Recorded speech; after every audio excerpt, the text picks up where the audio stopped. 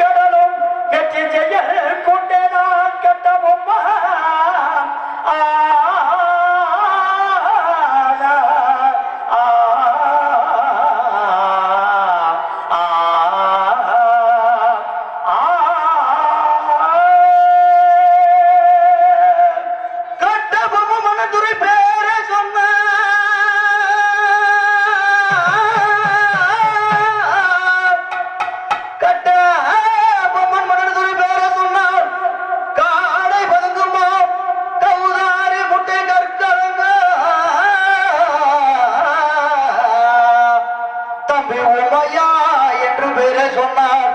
9 மாதம் கர்ப்பம் உதரமாய் சாய்ந்திடுமா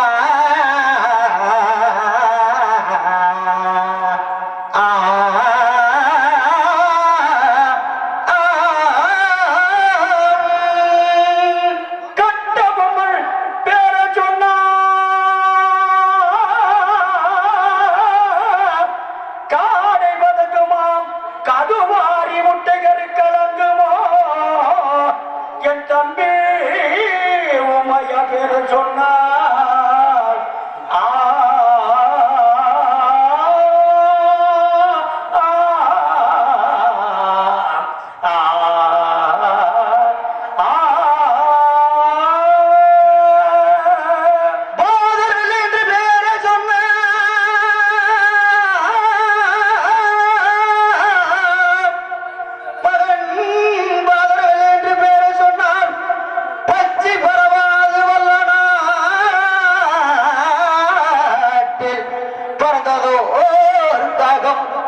இருந்து விழும் பாஞ்சையிலே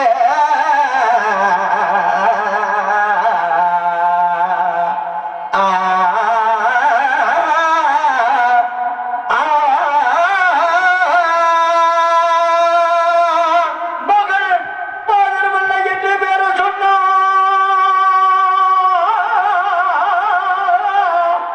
பச்சை பரவுமா பாஞ்சால குறிச்சியிலே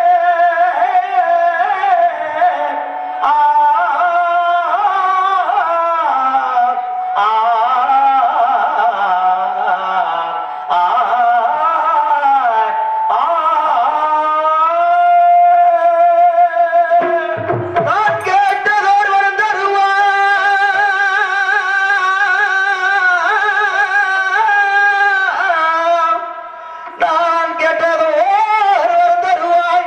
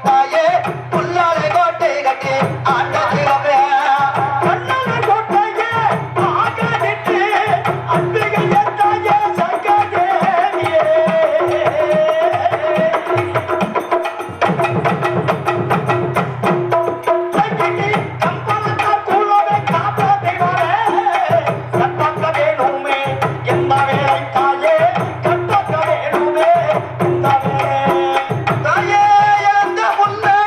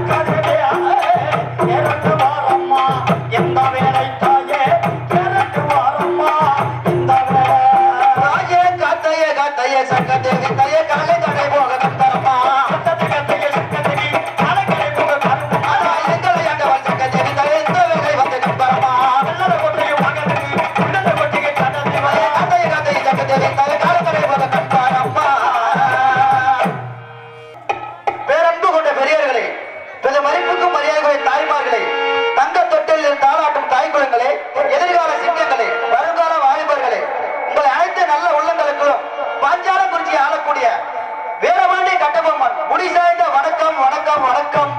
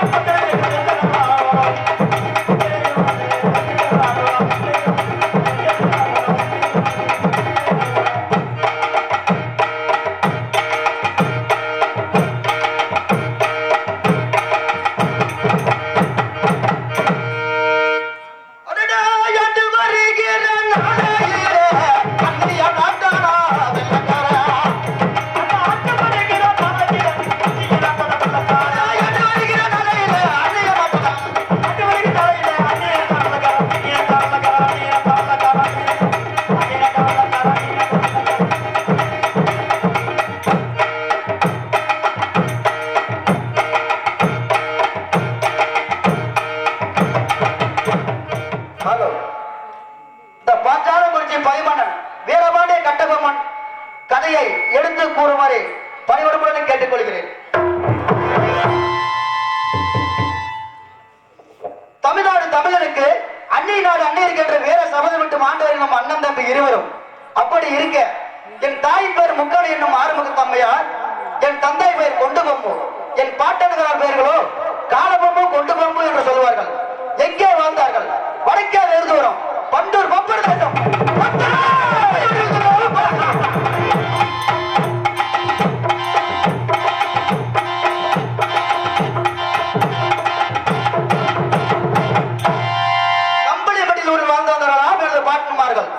அங்கோ ஆற்காட்டு நவாபிற்கும் எங்களுக்கும் சில விரோதங்கள் காரணமாக வடதிசை விட்டு தென் திசையாக உட்பட்டார்களாம்.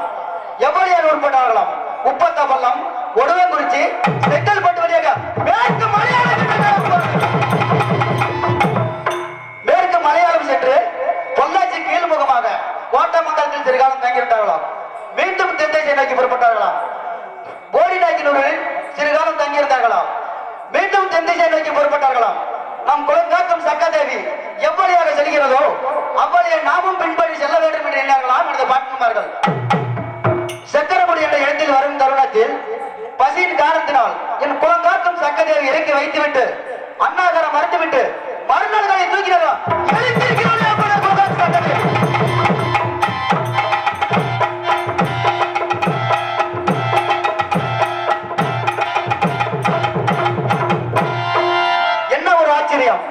இவ்வளவு தூரம் பின்தொடர்ந்து கொண்டிருந்த நம்ம குலங்காக்கும் சக்காதேவி இவ்விடத்தை விட்டு எந்திரிக்கவில்லையே.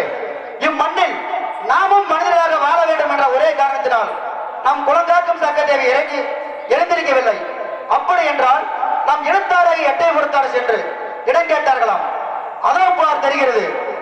அந்த செடி புதர்களை வெட்டி சீவராஜ்யம் செய்து வாருங்கள், தங்கராஜ பொங்கல் என்று 6 மரக்கால் அரிசியும் 1 குட பாலும் ஒரு கொம்பெல்லா மூளை கிடாயும் 5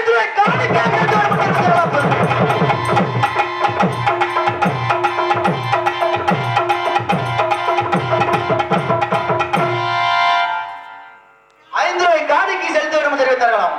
அதற்கோ எனது பாட்டன்மார்கள் சம்மதித்து விட்டார்கள். அந்த கட்ட வெட்டும் பள்ளத்தில் பிறந்ததால் கட்டபொம்மா என்று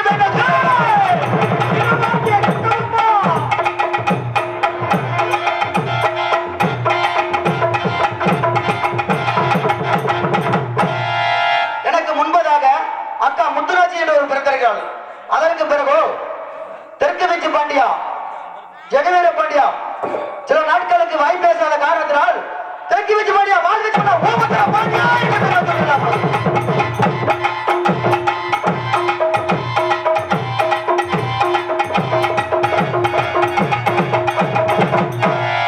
அதற்கு பிறகு உண்மை திம்பி பாஞ்சாலி என்று 3 பேர்கள் பிறந்திருக்கிறார்கள். நாங்களும் சின்னஞ்சிறு வயதாக இருக்கும் தருணத்தில் எனது தந்தை கொண்டு முன்பு அன்போடு அழைத்து கைவரிசை, கத்தி சண்டை, யானை ஏற்றம், குதிரை ஏற்றம் அனைத்து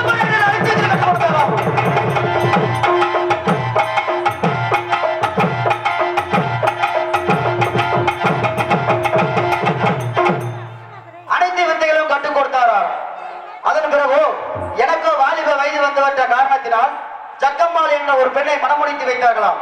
மனமுடித்து வைத்ததோடு மகனை கட்டபொம்மா நம் இனத்தாராக எட்டே கொடுத்தாருக்கு வருடத்துக்குறை காணிக்கை செலுத்த வேண்டும் என்று தெரிவித்தாராம். என்ன காணிக்கை செலுத்த வேண்டுமா? வானம் பொழிகிறது, பூமி விளைகிறது, உனக்கேடு கொடுக்க வேண்டும் வரி என்று மறுத்ததோடு எங்கள் குல வழக்கப்படி காலையில் காட வேட்டை, மாலையில் முயல் வேட்டை ஆடுவது வழக்கமா? அப்படி இருக்க ஒரு நாள் வேலையில் வேட்டைக்கு சென்றிருந்தோம். ஒரு வெள்ள முயலாகப்பட்டது 7 நாய்கள் பின்பற்றி சென்றதார். சிறு தூரம் சென்றவுடனே ஒரு வெள்ள முயலாகப்பட்டது 7 நாய்கள் அடித்து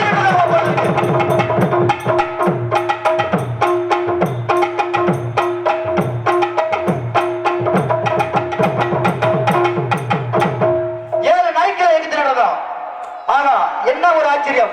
இந்த மயிலுக்கு இவ்வளவு வீரம் இருந்தால் இந்த மண்ணிற்கு இவ்வளவு வீரம் இருக்காது என்று எண்ணி அந்த மண்ணின் பெயர் தான் செம்மணல் மேடம். செம்மணல் மேட்டிலே பாஞ்சாலங்குறிச்சி என்ற கோட்டை கட்டி ஆண்டு வருகிறோம். பாஞ்சாலங்குறிச்சியிலே 9 கம்பளம், 18 தொட்டியம், கம்பளத்திலே உயர்ந்த கம்பளம், ராஜ கம்பளம்.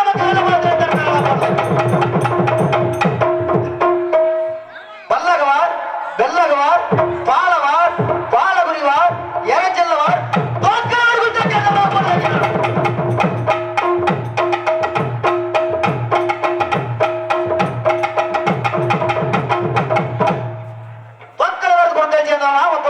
அது மட்டுமல்லாமல் கட்ட கருப்பண்ணன், சுந்தரலிங்கம், சட்டிப்பகடை, பொட்டிப்பகடை அனைவருமே பாஞ்சாலங்குறிச்சியில் வாழ்ந்து வருகிறோம். நான் பிறந்தது ஜனவரி 3ஆம் தேதி 1வது மாதம் 1760ஆம் ஆண்டு.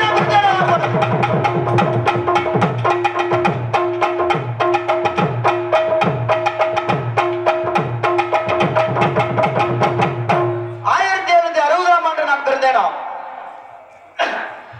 இன்று அழகவீண்ட பாண்டியபுரம் ஜெகவீர பாண்டியன் மன்னன் ஆண்டு வரும் தருணத்தில் கொலை, கொள்ளை என நடந்து வந்த காரணத்தினால் கொடியவர்களை யாராலும் அடக்க முடியவில்லை. என் செவிகளுக்கு கேட்ட காரணத்தினால் நான் ஒருவர் மட்டும் சென்று அந்த கொடியவரை வெட்டி கருவறுத்து விட்டார்.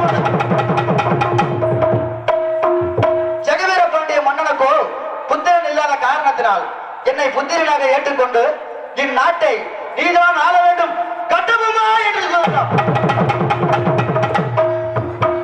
அது மட்டுமல்லாமல் தென்னிந்திய 6 கிராமங்கள், 72 பாளையப்பட்டவர்கள், 94 கிராமங்கள் என அனைத்தையுமே ஆள வேண்டும் கட்டபொம்மா என்று சொன்னார். அதன் பிறகு கிபி 2 கிறிஸ்தவத்துக்கு பிறகு 1790ஆம் ஆண்டு ஜெகவீரபாடி கட்டபொம்மா, ஜெகவீரபாடி கட்டபொம்மா என்று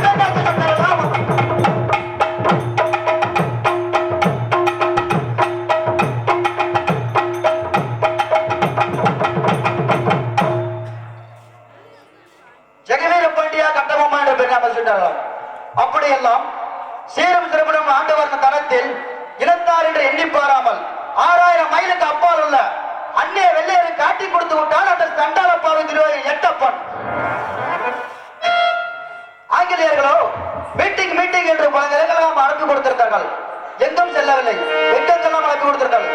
தென்னார்காடு, வடார்காடு, நெய்வேலி, குற்றாலம் அனைத்து இடங்களுக்கும் அழைப்பு கொடுத்திருக்கிறார்கள். அங்கெல்லாம் செல்லவில்லை. கடைசியாக சமரசம் பேச்சுவார்த்தைக்காக ராமநாதபுரம் லாம்பலங்கரசத்துக்கு அழைப்பு கொடுத்திருந்தார்கள். நானும் எனது தம்பி ஊமத்துறை பாண்டியரும் மதியில் சேர்ந்த மந்திரியானவரும் மூன்று மட்டும் தனிச்சிருந்த ராமநாதபுரம். அங்கே சென்றதும் நீர்தான் வீரபாண்டிய கட்டபொம்மனா என்று கேட்டார். அதற்கோ நீர்தான் கர்னல் ஜாக்சன் துரை என்பவரா என்று நான் கேட்டேன். கட்டபொம்மா 7.5 வருடமாக செலுத்த வேண்டிய காணிக்கையை ஏன் செலுத்தவில்லை என்று கேட்டார். என்ன காணிக்கை செலுத்த வேண்டுமா? வானம் பொழிகிறது, பூமி விளைகிறது, உனக்கேன் கொடுக்க வேண்டும்? வரி, வட்டி, திரை, கிஸ்தி அகிலக்கு வந்தாயா? ஏற்றம் எடுத்தாயா? நீர் பாய்ச்சினாயா? நடுவாயை நிறைய கண்டாயா? கொஞ்சி விளையாடும் பெண்களுக்கு மஞ்சள் எடுத்து பணிபுரிந்தாயா? மாமனா மச்சானா வானம் கெட்டவனே, உன் மேடியில் புத சென்றோடு என் கட்டு கையில் புதப்பட்ட வாழ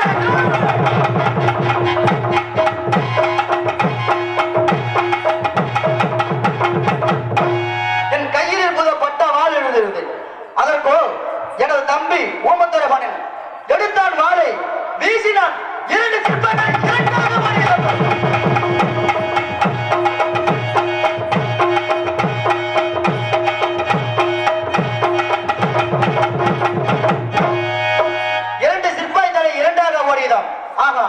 இவர்களை விட்டு வைத்தால் நம் தலையும் தப்பாது என்று எண்ணி எனையும் எனது தம்பி ஊமத்துறை பாண்டிய ஒரு சிறையில் எங்களுக்கு அப்பால் 7வது தேதிவன் சாணவர்களை சிறைபிடித்து விட்டார்கள்.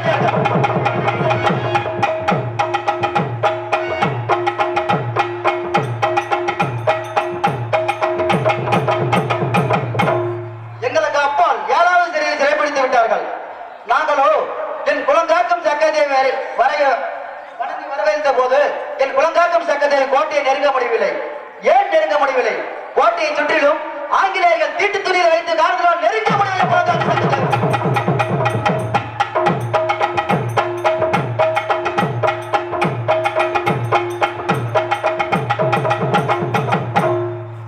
கோட்டையை சுற்றிலும் தீட்டு துணியை வைத்திருந்த காரணத்தினால் என் குலங்காக்கும் சக்கரதேவி நெருங்க முடியவில்லை. எனது வளர்ப்பு மகனான அச்சா பகதூர் வெள்ளைத்தேவன் வல்ல நாட்டு அரமனையில் 5 நித்திரை செய்து கொண்டார். அங்கே சென்று கனவை நினைவாக்கி தட்டி எழுப்பினார்.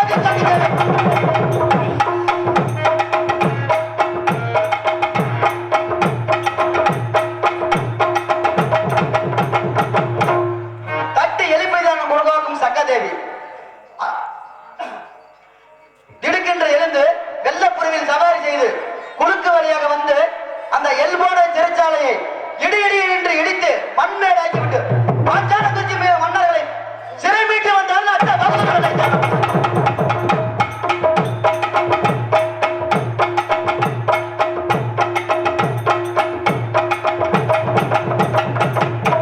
சிறை மீட்டு வந்தான் அச்சா பகதூர் வெள்ளைத்தேவன். தந்தையை தாங்கள் முன்பதாக செல்லுங்கள், இதோ நான் பின்பதாக வருகிறேன் என்று கூறிவிட்டு நின்று விட்டார். நாங்களும் கோட்டையை நோக்கி சென்று கொண்டிருக்கும் போகும் தருணத்தில் ஆலமரத்தடியில் 2 ஆட்களை சரிபார்க்கின்ற போது ஒருவரை மட்டும் காணவில்லை. யாரை காணவில்லை? திவான் தானாபதி கல்லை காணவில்லை. பச்சை மரத்தில் பலபல என்று கவிழி சொன்னது. பட்டத்து நாக்கிரியும் கோடைக்கு நாக்கிரியும் அறிவறுத்து குறிபார்க்கின்ற தரவத்தில் நமது மதுரை சேர்ந்த மந்திரியானவரோ 40 தினங்களோ அல்லது 42 நாளோ வந்து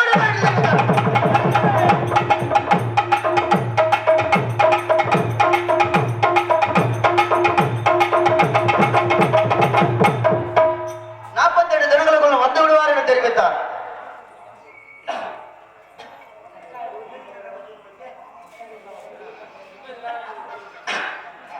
அன்னவர் தெரிவித்த பிரகாரம் மதியில் சேர்ந்த மந்திரியானவரை வந்துவிட்டார். வந்ததும் வராதமாக பால் மனம் மரியாதை பாலகனுக்கு காது குத்து திருவிழா நடத்த வேண்டும், பொன்னும் பொருள் வேண்டும் என்று கேட்டார். மந்திரியாரே, ஆரிக்குளம் ஜாதிக்குளம் கம்மாய் பெருகவில்லை, தாங்கள் வைத்திருப்பதோ 30,000 நெல் என்று தெரிவித்தேன். மன்னா, 30,000 நெல் என்றால் உனக்கு பந்திக்கும் காணாத மன்னா என்றார். அப்படி என்றால் 8,000 பொருள் தருகிறேன் என்று தெரிவித்தேன். என்னைக்கு என்றார். போதாது போதாது என்றால் எங்கேயாவது சென்று வட்டிக்கோ அல்லது கடனுக்கோ நெல் வாங்கி வாருங்கள், அதை நாங்கள் கட்டுகிறோம் என்று தெரிவித்தோம்.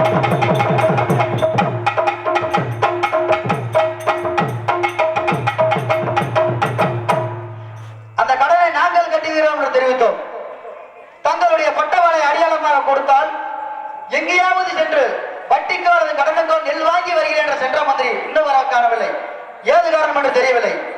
எனது தம்பியை அழைத்து அதன் பிறகு யோசிக்க வேண்டும். இதோ கோட்டை ஆசிரியனை அழைக்கின்றேன்.